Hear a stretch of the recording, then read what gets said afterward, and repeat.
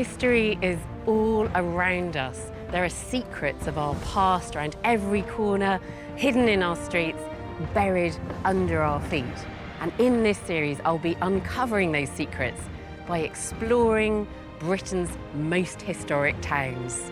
You're in my way! Get out of the way! I'm looking for the towns and cities that can reveal the most about each period in British history.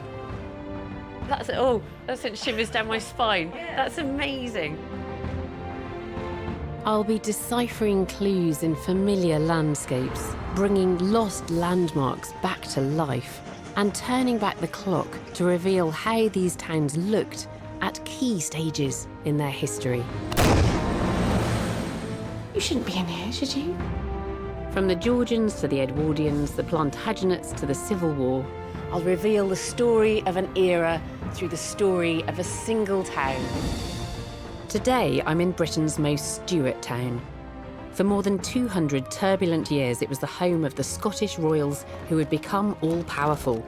Famously taking the English throne, they would go on to create Great Britain. It's a town littered with secrets from the time of Mary, Queen of Scots. I'm impressed, Murray. I mean, you just arrived here and just go, yeah, that bit there. A town where the castle's hidden passageways reveal the private passions of a king. Is it normal to have accommodation that links up through the closet? And a town that saw 2 Scottish kings die after bloody battles with their great nemesis, English King Henry VIII. If you want to understand the royal Stuarts, then Stirling is the place to be.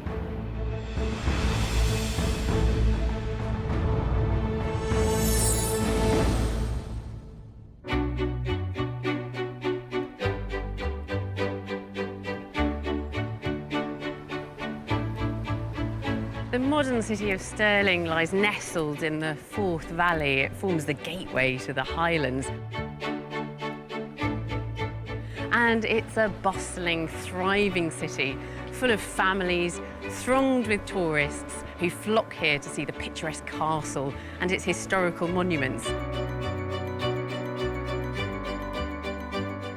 But back in the Middle Ages, the history that draws people here today was happening, and life in Stirling was far from relaxed and peaceful. It was the Stuarts who had established Stirling as a royal stronghold. For over 2 centuries, the family had its roots here and clung on to power in the face of constant political turmoil. Scotland was a small nation and found itself being used as a pawn in the power struggles between those great European rivals, England and France. But after generations spent fighting with their English enemies, it was the Scots who would eventually emerge triumphant. A Stuart king would ultimately inherit the English throne, a move that would lead to the creation of Great Britain. It was anything but a smooth journey. The Stuarts' rule began in 1371 and included 9 separate monarchs, almost all of them meeting bloody ends. Starting with James III, who in 1488 lost his crown in a bitter family feud.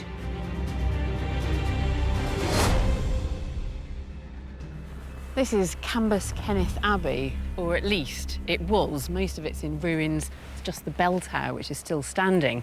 But I'm meeting somebody here who can reveal to me the significance of this place for the early Stuarts.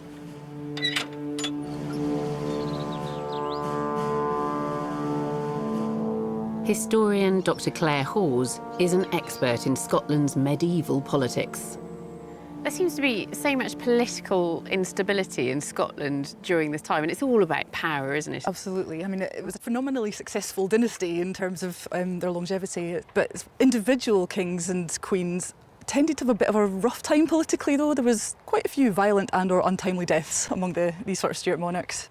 There were a lot of noble Stuarts in this period as well. It was a very big family. So there were sort of familial tensions and territorial tensions and these kind of things as well. Yeah. So James III is now King of Scotland. Yep. How does his reign go? Are there political tensions throughout that as well? Huge political tensions. It's very difficult. He faces 2 rebellions during his time as king, and then he died near here in the field at Sauchieburn, fighting a rebel army led by his son, who was then to become James IV. Yes. It's a very dangerous thing to be a Stuart king. Yes. So James IV came to power then, having dispatched his father. Yes. Yeah. Yes, absolutely. And James III is buried right over there. Just here? Yep. James III's reign had ended on the battlefield in a rebellion fronted by his own son. The regicidal James IV now had the keys to the Scottish kingdom, but it was a kingdom divided. The new king needed a secure base from which he could exert control. The Stuarts had several royal residences: Edinburgh Castle, Falkland Palace in Fife, and Linlithgow Palace, but it was Stirling, with its castle sitting high up on a rocky crag, where James IV felt most secure. The strategic importance of Stirling becomes obvious when you look at its position in the landscape, as archaeologist Ben Robinson can see from the air.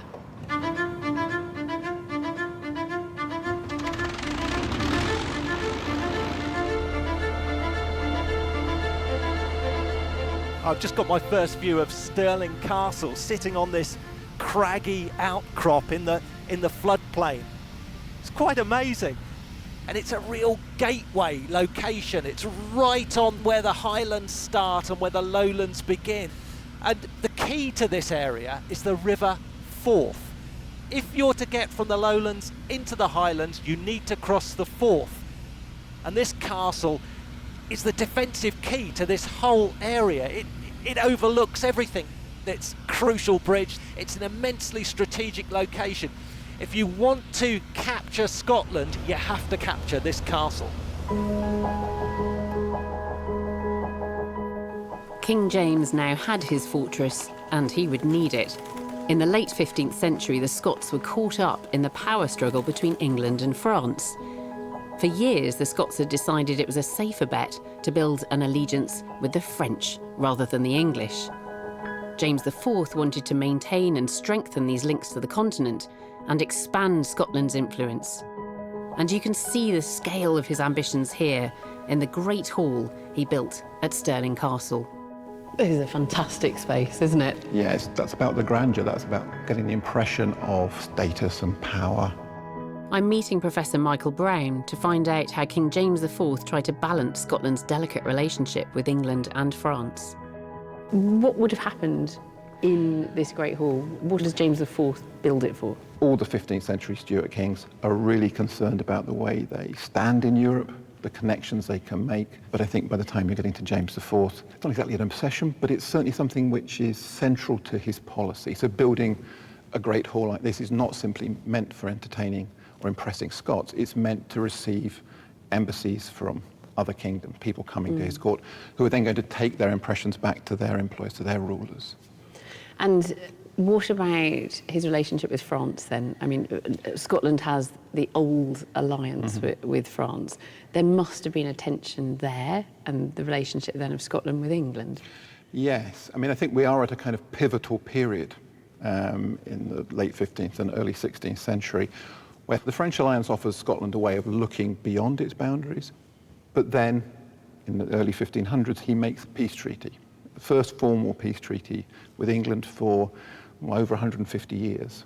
And it's followed by a marriage to Henry VII, Henry Tudor's daughter, Margaret Tudor, which takes place in 1503 and is celebrated as the union of the thistle and the rose. Yeah, I mean, this does bring the two kingdoms very close together.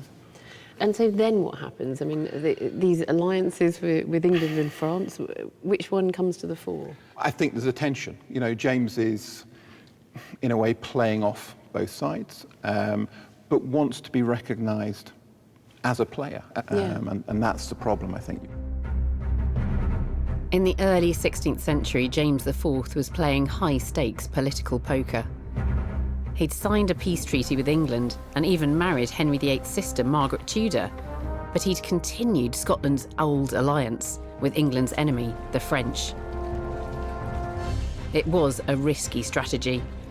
Keen to secure his position as a European king to be respected, he also needed to strengthen his military.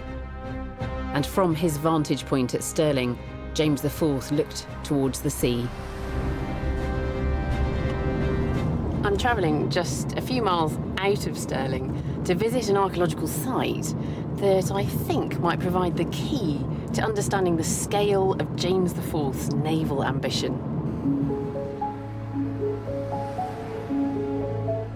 Here on the River Forth, archaeologists have uncovered remains that date back to the time of James IV and what appears to be a naval dockyard.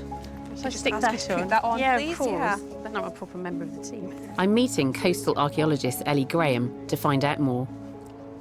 It's quite incredible today because you just look at this landscape and there's nothing really to suggest that there was a big docks here in the Middle Ages. It's amazing how much this landscape has changed actually in the past 500 years. But one of the first clues was a map drawn in the late 16th century and it actually shows 3 little ships at the mouth. Yeah. And then when you look into things like the treasurer's accounts, for James IV's court, they'll need detailed payments for all sorts of things associated with the dockyards, from timbers. There's records of various shipwrights coming down here, carrying out maintenance, and James himself visiting the ships here on a number of occasions. So far, the dig has uncovered some remarkable evidence. The stonework of a long-lost pier, and even seashells, showing that this area was once right at the water's edge. Can you grab the other side of this handle? Are you down to the bottom? Shouldn't be. There's more work to be done. There we go. Okay. If we can find signs of buried black sediment here, this would indicate traces of a channel marking the entrance of James IV's lost docks. There we are. Just the last little bit. So do you want to do the honours? That has changed there, hasn't it? Absolutely. Yeah, it's paler grey here. Yeah. This is more like the sort of material I might have expected in a channel. That sort of, there's no structure to it, so it hasn't just been laid down and built up gradually. This could be part of the channel. Fantastically. I'm so excited by this. And it seems as though it's all set up, and it's not at all, because Ellie thought we wouldn't find anything, and she thought it would just be edge of the estuary. And here we are. There we go. I think this proves it. This was James IV's docks, or the entrance to it, right here. The work being done here has uncovered forgotten traces of a truly massive site that reveals the huge ambitions James IV had for Scotland. Before the archaeologists started work here, it was hard to believe that this was ever anything but a natural environment, these salt marshes on the banks of the Forth. But if you imagine yourself slipping back to the time of James IV, it's very different. This is a thriving docks. In the early 16th century, James IV's docks are an important port. Supplies for Stirling arrive and goods for trading head outwards. At the quayside, James's new navy is taking shape. And towering over everything is the flagship of the Scottish Navy, a massive statement of James IV's military intent, the colossal Great Michael.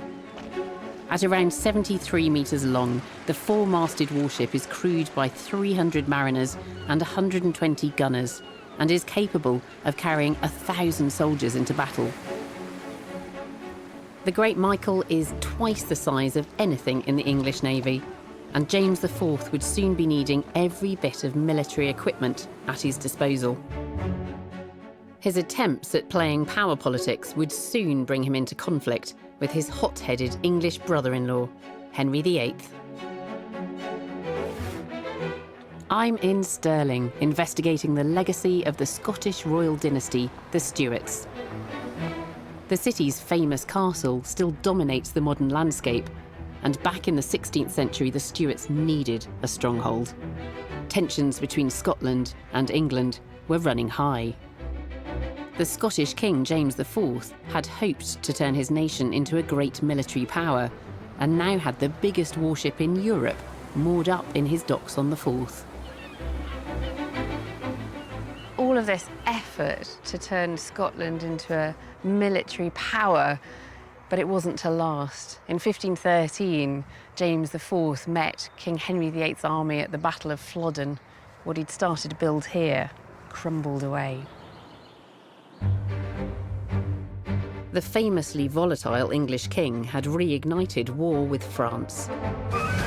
James IV was caught between a rock and a hard place. Scotland had alliances with both the French and the English.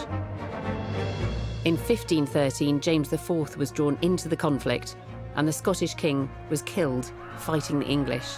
He was the last monarch in the UK to die on the battlefield. The crown would now pass to his son, James V. James V followed in his father's footsteps, pouring money into the royal buildings here at Stirling, and the pinnacle of his architectural achievement was this, the imposing and elegant castle palace. The palace that James V built here was the height of luxury in 16th century Europe. Whilst the new king was busy making Stirling Castle a shining symbol of his power, outside the castle walls, the Stuarts' presence was also reshaping this medieval town. Today, this is Broad Street, previously High Street, and this whole area is known as the top of the town. The castle is just up there, and in the Stuart period, that is where the nobles built their houses, clustering as close as possible to the royal seat of power.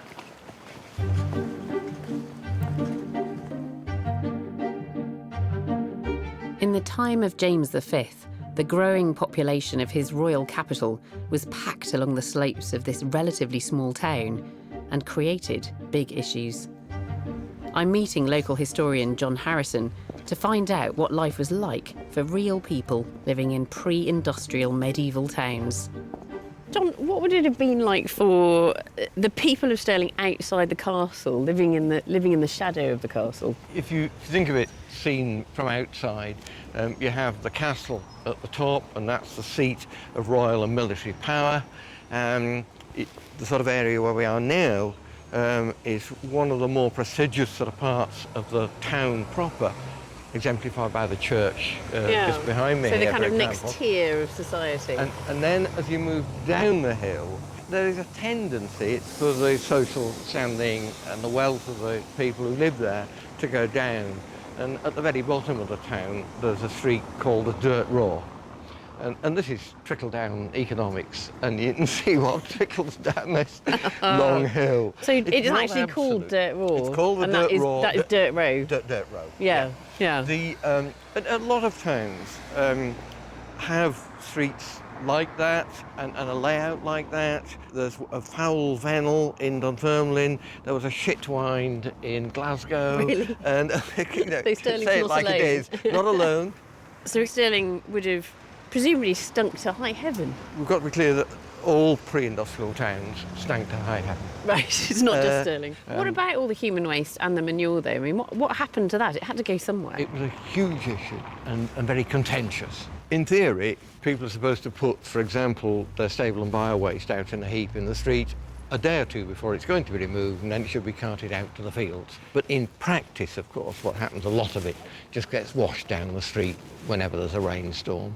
It's eventually going to get to the Dirt Row at the bottom of the town. So you've gone from the castle with the royalty, the nobility living just below the castle, and you're gradually going lower and lower and lower in society until you've got the people living at Dirt Row. It's not an absolute division, but the tendency is the elite at the top and the poor at the bottom. The management of animal and human excrement was a real problem in 16th century British towns. Access to clean drinking water could also be an issue. But then, our medieval predecessors didn't just drink water. Ale was an absolutely essential staple of the medieval diet. Hello, John. Hello. Hi. Do you need an assistant? Oh, yes, please. I'm meeting master brewer John Reed in the original kitchens of Stirling Castle. He's using old techniques and recipes to show me just how important ale was in quenching medieval thirsts. Right, shall I stick that in then? Yes, just pour it in. Now, you need to stir the grain in. So this is the malted barley, is it? It is, yes. Yeah. It smells like breakfast cereal. It does. Yeah. Just cover it up. This was a way that they would have trapped the heat in there. Yeah. So how long are we going to leave it then? 45 minutes, an hour. This is slow television then now. 45 minutes of waiting for this to cool down a bit. So John, who was drinking ale at this period? Everybody was drinking ale. Ale was a liquid bread. So bread and ale were the staple diet for the vast majority of people. 80% of their diet was bread and ale. It was an easy way of getting carbohydrates, keeping hydrated, especially if you imagine that the lifestyle then was more energetic, less sedentary than it is now. Yeah, it's an energy drink. It's an energy drink, yes. So ale is important as a foodstuff in its own right, but I presume also as a way of hydrating. It's safer than drinking water in a city. Very much so, yeah. In any urban town, there would be a lot of industries using the same water supplies. So in an urban environment, yes, definitely, it would be a safe way of getting liquid inside you. Well, do you think we've been chatting quite a while now? Do you think we're ready for the next stage? Oh, definitely. Yeah. Here it comes. And actually, if you put your finger in and lick it... Oh my goodness, it's sweet. It is. So that has converted the starches that we know are in there into sugars. That's astonishing. We haven't put any sugar in that. No sugar at all. That's really sweet. Now this presumably is not ale yet because it hasn't fermented. No. And these are dried yeast from the previous ale that I brewed, and they would keep it and store it. And next time they do a brew, they throw that in, and that would start the fermentation. And how long does it then take to turn this liquid into ale? Anywhere between 2 days and 10 days. So, John, we don't actually have time to wait for this to ferment. I'm rather hoping that you might have something you made earlier. Yes, I have. How will it taste? By all means. It's very Elderberry-like, but it's... I'm hoping it tastes better than my dad's Elderberry one. I shouldn't say that. He'll watch this and kill me.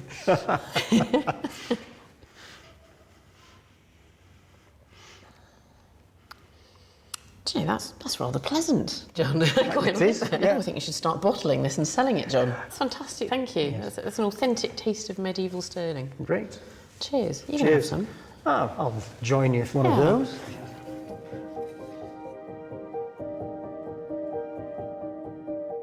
King James V may have shared his subjects' taste for Scottish ale, but it was his taste in all things French that would dominate life at the court. The new palace he built here was styled like a French chateau, reflecting his political leanings. Continuing the old alliance, he married a French princess. When she died, he quickly married another French noblewoman, Mary de Guise. I'm talking to Professor Michael Brown again to find out more about James V's French connection. What kind of a king was he then? What was he doing politically? On one level, he's following on from his father, so he's doing the same kind of things, playing the same kind of games. He's looking to, if you like, insert Scotland into the power politics of 16th century Europe. But in some senses, he has a stronger hand than his father, because Henry VIII, who's still King of England, has taken England into the Reformation. So you've got a Protestant England and a still Catholic Scotland, and that makes Scotland a valuable bargaining chip in terms of international politics. So he's really secured this alliance with France, this very long-standing alliance with France, but he's consolidating it through those marriages. How does that affect the relationship of Scotland with England?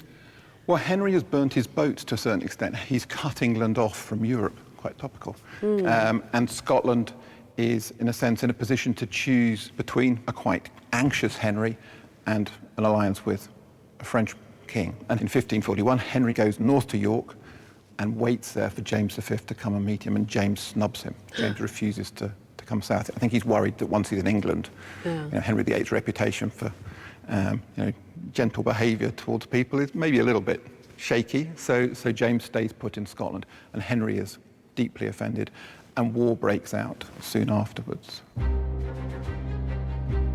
Nothing was guaranteed to annoy the fiery Henry more than the Scots' continued coziness with the French. When Henry sent his armies north to invade, the Scots met them just south of the border and suffered a crushing defeat. The King of Scotland escaped the battle with his life, but soon fell seriously ill, just as his wife gave birth to a girl. The new heir to the throne was the infant Mary, Queen of Scots.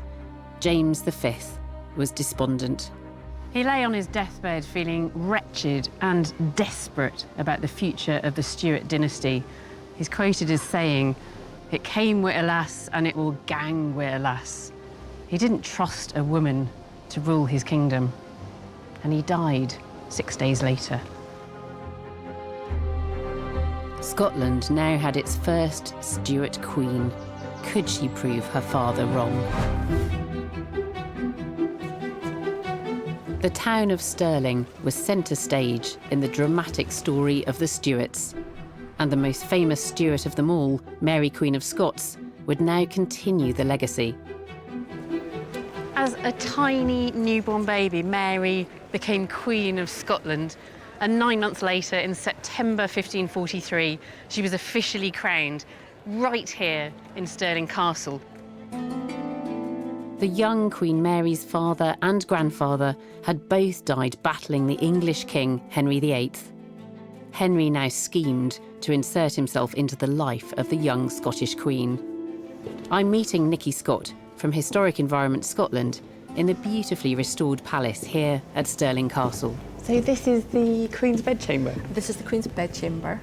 It's rather wonderful, isn't it? It's very ornate. This was the height of fashion.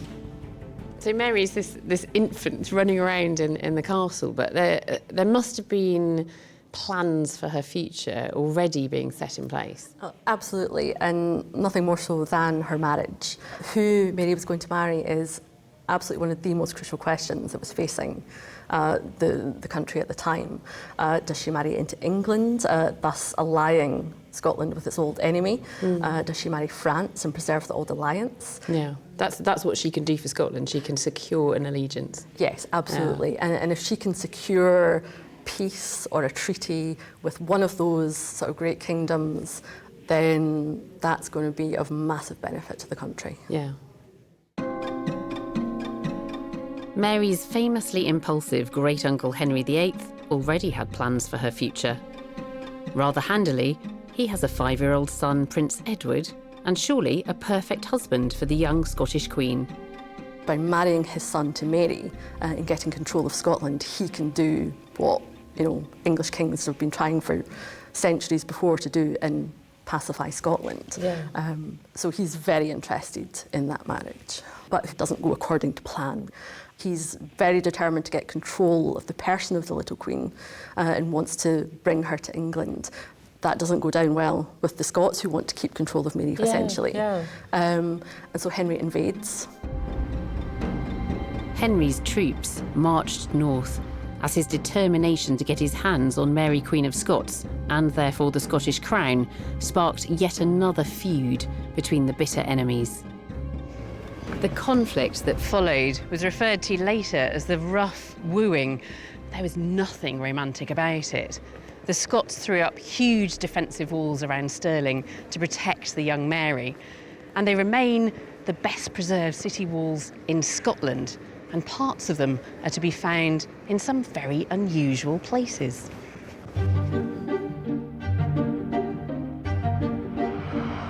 I'm meeting historian and archaeologist Dr. Murray Cook. Hi. Hi, Alice. How are you?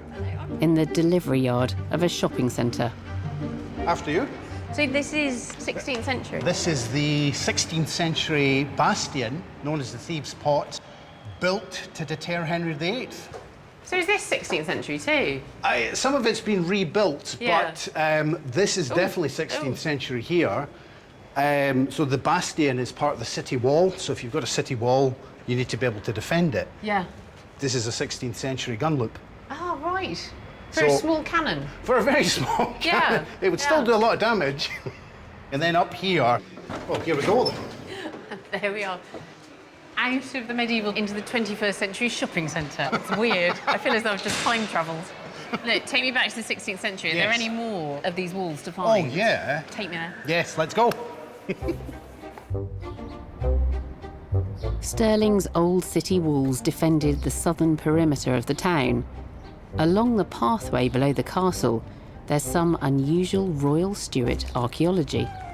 You see all this, the slopes are gone, there's no vegetation on it. Yeah. All of this is the castle midden.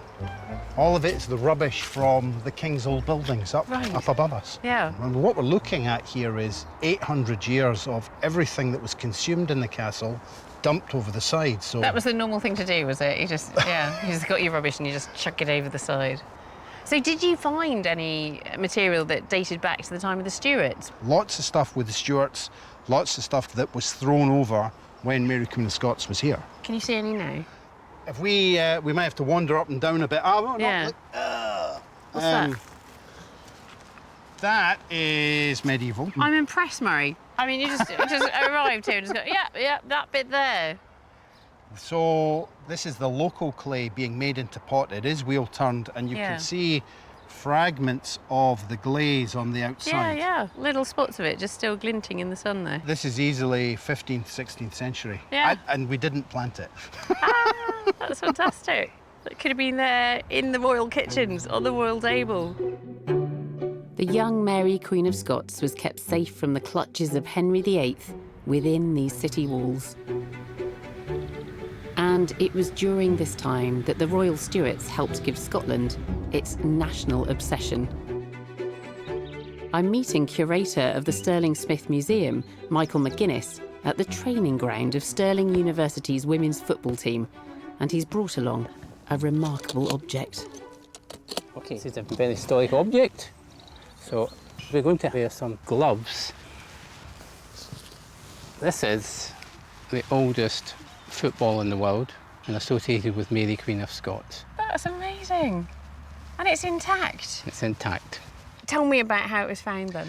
It was found during renovation work in the Royal Palace, in between rafters above the Queen's bedchamber. That's amazing.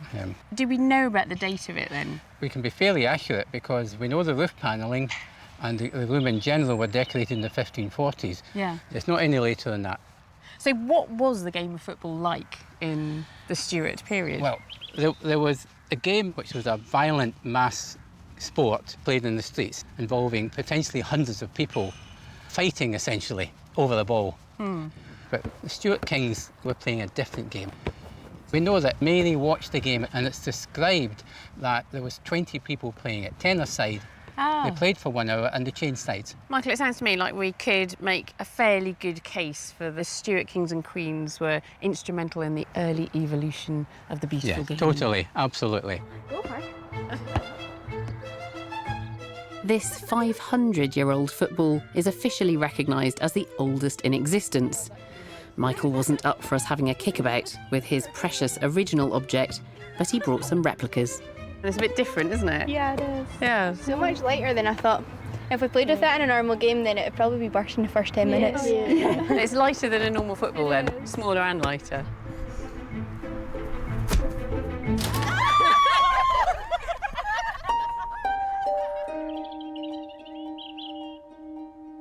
Mary, Queen of Scots, would eventually leave this football behind at Stirling Castle.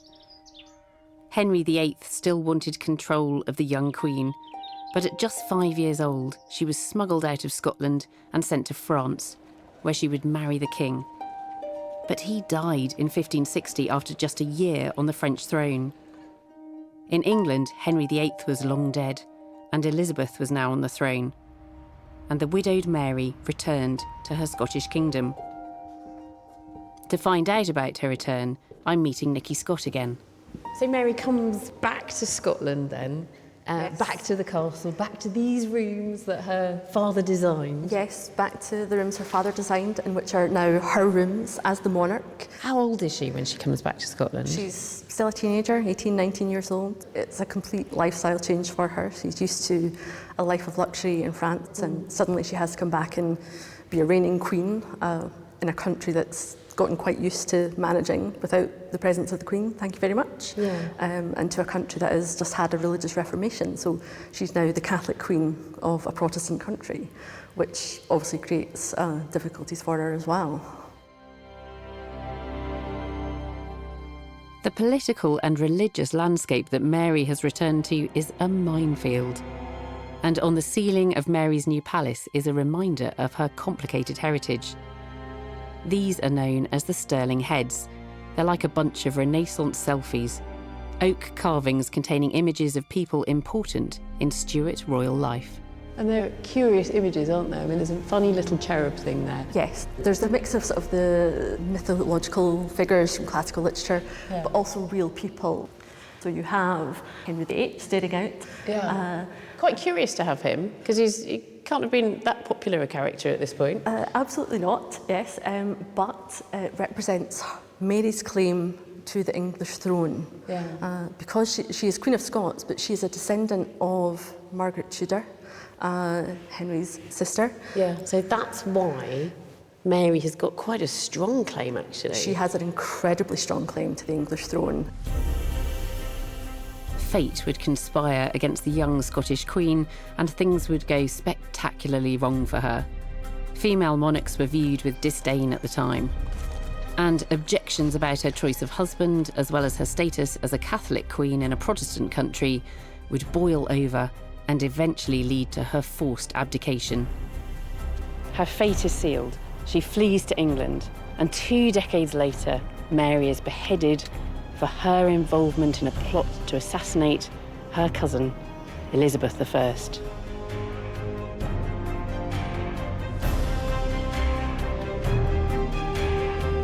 Scotland's queen may have fallen, but in true Stuart style, she left a young heir, her son, James VI. James VI had been baptised a Catholic at the Royal Chapel inside Stirling Castle, but when Mary abdicated, the 1-year-old James was brought here to the newly reformed Church of the Holy Rood to be crowned a Protestant king.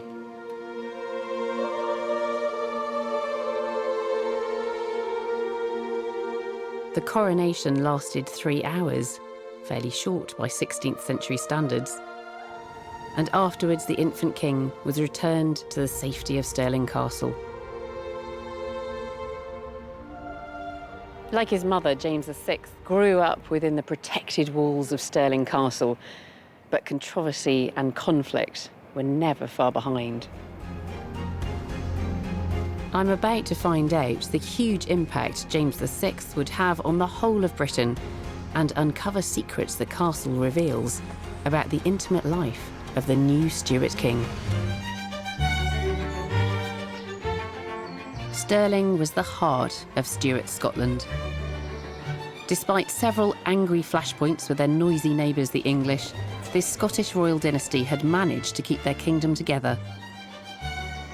In 1566, James VI became king, and like many powerful people across Europe, he'd become obsessed with a growing menace. The orphaned James VI grew up to be a prolific writer, most famous, of course, for his translation of the Bible, which became a landmark in the English language. But he also wrote this peculiar little book, which would have a profound effect on the lives of ordinary women.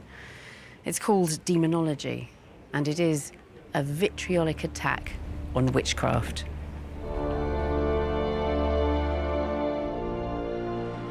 Sixteenth century Europe was a dangerous time to be a woman. With constant political and religious upheaval, the powerful looked for scapegoats, and some believed there was an organised female conspiracy threatening their kingdoms. Witchcraft was a genuine fear. With King James VI verging on obsessive with all things mystical, Stirling was caught up in the craze. I wasn't quite expecting to land up in a car park. I know, it's a beautiful surrounding, isn't it? So elegant, so pretty.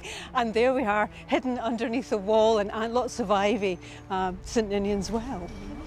I'm with Dr. Joyce Miller, an expert in Scottish medieval witchcraft, to explore this ancient well. So would this have been particularly attractive for local witches, do you think? Yes. There was one case from the 17th century when a woman called Bessie Stevenson was accused of witchcraft and described using the water from the well for healing practices. So what would she have been doing in there? Can we go inside? Yes, let's go inside and have a look. Oh, spooky. So this is it. So water here would be used for healing. That's what she was recommending. And what would that involve? Well, she told people to come and wash their clothing in this water, very clear water, and that would be a form of cleansing.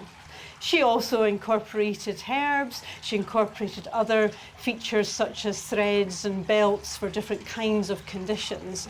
None of this sounds particularly malevolent or threatening. No. What happened to Bessie in the end? In the end, she was executed, sadly. It does demonstrate that there was no one thing that defined anyone as being a witch. It was how those in authority perceived actions. Yeah. And that could be seen as a crime, punishable by death. Yeah. It's extraordinary. It is fascinating to come here to talk to Joyce about witch hunting. And I think that it's also interesting to look at how involved the king was with witch hunting. James VI attended trials all across Scotland and personally took part in the persecution of suspected witches. But it wasn't just evidence of his pursuit of witches that James VI left behind. There's also evidence of affairs of a more personal nature. Castle guide Ross Blevins has agreed to take me to the King's secret apartments. So this is the King's closet behind his bedchamber. But the chances are he used it more as an office, as an oratory. But it also contains a secret staircase. Can we go and take a look upstairs? Oh, there's a door. Ah, there's a door here. Oh. Ross, this is a costume store now. It is. What was it? Well, we're up on the top floor of the palace, immediately above the King's apartment. So originally, these were rooms that were used for the King's friends. Is it normal to have accommodation that links up through the closet? It's perhaps unusual. But we think that the King had a very good friend of his upstairs above his bedchamber. That very good friend was George Villiers, a commoner who rose through the ranks to become one of the King's closest advisors. But rumours abound about the exact nature of their friendship. We know that the King was very friendly with Villiers, and he did come up to Scotland with the King in 1617, but I'm sure it was a perfectly innocent arrangement. Yeah. The King was a respectable married man, devoted to Anne of Denmark. I'm sure there was nothing untoward in his friendship with Villiers. Do you know, though, if I was Anne of Denmark, I'd have been really suspicious about the King having Villiers in this room above his bedchamber. Well, you may have grounds for suspicion, but who can say? During the 16th century, homosexuality could be punishable by death. Even for a king, this was a dangerous liaison. The secret staircase is only suggestive, but there are historical clues about this monarch who would be referred to as Queen James. I think the king was aware of the rumours that surrounded him at the time, and he was willing to defend himself. So in 1617, he addresses the Privy Council, and this is what he says. I, James, am neither a god nor an angel, but a man like any other.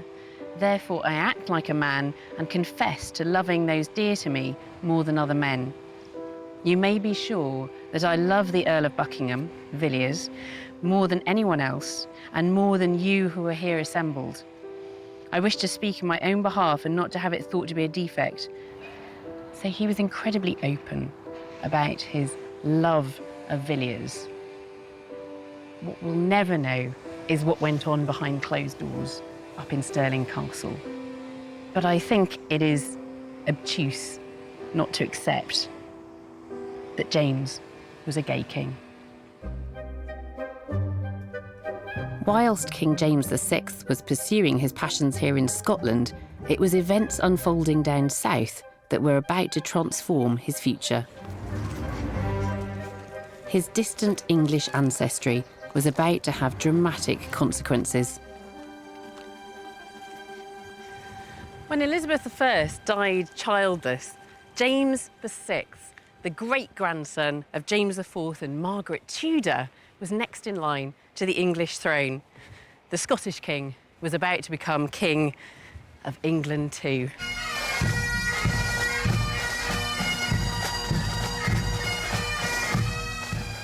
With delicious irony, the Stuarts, who had spent generations defending their kingdom against English hostility, now crossed the border and took the English throne without a shot being fired. James VI of Scotland became James I of England. The Scottish king would now rule over the whole of Britain. He moved his royal household south to London. Stirling was no longer the preferred home of the Stuart monarchy, and the town soon fell into decline. Its days at the heart of the royal Stuart dynasty had come to an end. But let's not forget just how this town prospered under the Stuarts. From the grandeur of James IV's Great Hall and the magnificent palace of James V, to the immense dockyards on the nearby Forth, built to house some of the biggest ships in Europe. For more than 200 years, Stirling was home to the Stuart dynasty. 9 generations of this incredible family would rule Scotland before inheriting the realms of England and Ireland, creating the union that still exists today. All of which goes to prove that Stirling is Britain's most Stuart town.